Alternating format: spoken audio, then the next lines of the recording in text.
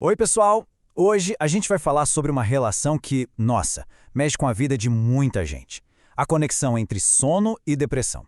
Sabe, a gente vai tentar desvendar esse ciclo vicioso, entender a ciência por trás dele e, o mais importante de tudo, ver como dá para encontrar um caminho para sair dessa. Quem nunca, né? Parece que é uma regra. Uma noite mal dormida e o dia seguinte é um desastre de mau humor e cansaço. E o contrário também acontece. Um dia super estressante e... cadê o sono? Essa sensação que todo mundo conhece é o nosso ponto de partida. Ela já mostra que uma coisa está amarrada na outra. E olha, isso não é só uma impressão. O número é realmente impressionante. Perto de 90% das pessoas com diagnóstico de depressão também sofrem com algum distúrbio do sono. 90%. Isso não é coincidência, de jeito nenhum. É um sinal claríssimo de que sono e humor estão ligados lá no fundo, na nossa biologia. Então, vamos pensar nisso como uma via de mão dupla. Não é que só um causa o outro. É um ciclo que se alimenta. A depressão pode bagunçar completamente o nosso sono. E, ao mesmo tempo, um sono de péssima qualidade pode piorar muitos sintomas depressivos ou até ser o gatilho para eles. É esse ciclo que a gente precisa entender direitinho para conseguir quebrar. Ok, vamos começar pelo primeiro lado dessa via. Como é que um cérebro deprimido consegue mudar a estrutura, a arquitetura do nosso sono? Porque não é só uma questão de dormir mais ou menos. A qualidade e a organização do sono mudam, e mudam bastante. Para entender isso, dá uma olhada nesse gráfico, na parte de cima. Isso aí é o que a gente chama de sono saudável. Tem um padrão, uma ordem. A gente começa no sono leve, aprofunda para o sono de ondas lentas, que é aquele bem reparador, e depois entra no sono REM. Esse ciclo se repete algumas vezes durante a noite, como se fosse uma dança bem ensaiada, que é fundamental para o nosso corpo e mente se recuperarem. Agora, olhem para a parte de baixo. A diferença é gritante, né? É aí que a gente vê o estrago que a depressão faz. O padrão fica todo quebrado. A pessoa leva mais tempo para conseguir dormir, acorda várias vezes no meio da noite, aquele sono profundo, o mais importante, diminui muito. E para piorar, o sono REM, que é a fase dos sonhos, chega mais cedo e fica mais tempo do que deveria. Então, resumindo a ópera, a depressão desorganiza a casa. A pessoa custa a pegar no sono, fica picotando a noite toda e o pouco que dorme não descansa de verdade. E o sono REM, que tem seu momento certo, aparece antes da hora e domina a noite, o que bagunça todo o equilíbrio. E essa bagunça toda é tão comum, tão consistente, que os cientistas hoje consideram essas mudanças um biomarcador. O que é isso?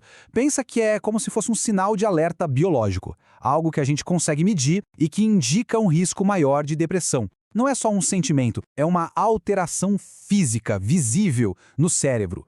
Beleza, agora vamos atravessar a rua e olhar o outro lado. A gente já viu como a depressão afeta o sono. Mas e o contrário? Como é que uma noite em claro ou várias delas pode nos empurrar para baixo, minando nossa saúde mental?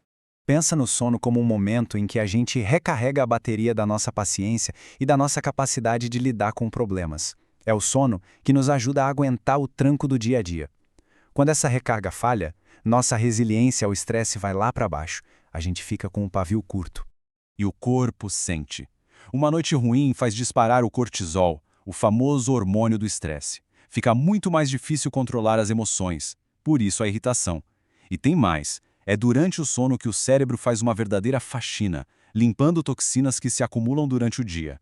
Se essa limpeza não acontece direito, tudo fica mais lento, o raciocínio, a memória, o controle emocional.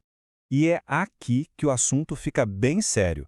A insônia que não vai embora, a insônia crônica, não é só um sintoma chato, ela é um fator de risco.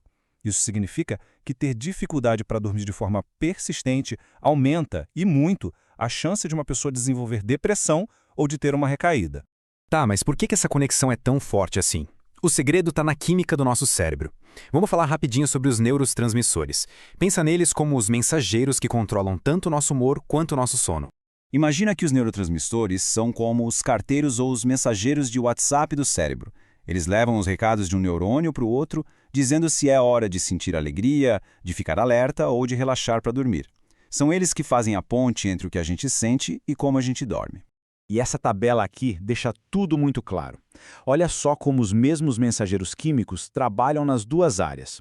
A serotonina, que todo mundo associa ao bem-estar, também é super importante para regular o sono. A noradrenalina, que nos deixa em estado de alerta, precisa baixar para a gente conseguir dormir. É tudo interligado. Então, a lógica é simples. Se esses mensageiros estão desregulados, a comunicação no cérebro fica toda confusa. E aí o resultado é que tanto o humor quanto o sono saem prejudicados, ao mesmo tempo. É por isso que muitos remédios para depressão, que atuam nesses mensageiros, acabam também melhorando o sono. Certo, já entendemos o tamanho do problema e a biologia por trás dele. Agora, a parte mais importante. Como é que a gente sai dessa? A boa notícia é que sim, existem estratégias muito eficazes para quebrar esse ciclo. Uma das ferramentas mais poderosas que a ciência tem hoje é a TCCI.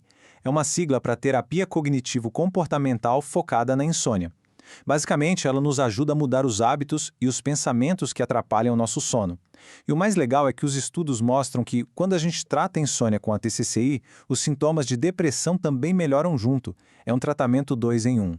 A TCCI nos dá um passo a passo prático. Primeiro, o controle de estímulos. A ideia é fazer o cérebro entender que cama é lugar de dormir e ponto final. Não dormiu em 20 minutos? Levante-se. Segundo, rotina consistente. Tentar deitar e levantar sempre no mesmo horário, até no fim de semana, para regular o nosso relógio biológico. Terceiro, criar um ritual de relaxamento para avisar o corpo que é hora de desacelerar. E claro, cuidar do ambiente. Um quarto escurinho, silencioso e fresco ajuda muito. Então, a grande mensagem que fica é de esperança. Cuidar do sono não é frescura, é uma peça central da nossa saúde. E quando o assunto é depressão, tratar o sono pode ser um dos passos mais importantes e eficazes, porque a gente ataca o problema direto na sua base biológica. Pessoal, muito obrigado pela companhia e pela atenção. Espero que essa nossa conversa tenha ajudado a clarear um pouco essa dança tão complexa entre o sono e o bem-estar da nossa mente. E para a gente terminar, fica aqui uma reflexão. Depois de tudo isso que a gente viu, qual seria um pequeno passo, um só, que já dá para colocar em prática hoje mesmo para começar a cuidar melhor do sono? Pensa nisso.